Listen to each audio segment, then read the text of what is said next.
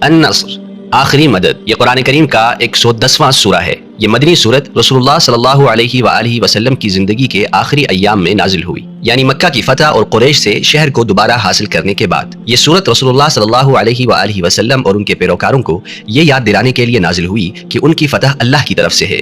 اذا جاء نصر اللہ والفتح، جب اللہ کی آخری مدد اور مکہ کی فتح آ جائے۔ وَرَأَيْتَ النَّاسَ يَدْخُلُونَ فِي دِينِ اللَّهِ أَفْوَاجًا، اور اے نبی آپ دیکھیں کہ لوگ جوق در جوق اللہ کے دین میں داخل ہو رہے ہیں۔ یہ نہ صرف ان قبائل کی طرف اشارہ ہے جنہوں نے مکہ کی فتح کے بعد جلدی اسلام قبول کیا، بلکہ یہ اللہ کا وعدہ بھی ہے جو اس نے نبی صلی اللہ علیہ وآلہ وسلم سے کیا تھا کہ دنیا بھر کے کئی قومیں اور لوگ اسلام کو اس کے بعد بھی قبول کرتے رہیں گے اور قیامت تک اس کا سلسلہ جاری رہے گا۔ فسبح بحمد ربک واستغفرہ انہ کان توابا، تو اپنے رب کی تسبیح اور حمد بیان کرے اور اس سے معافی مانگے، بے شک وہ معاف کرنے والا ہے۔ یہ سورہ مسلمانوں کو سکھاتی ہے کہ جب بھی کسی چیز میں فتح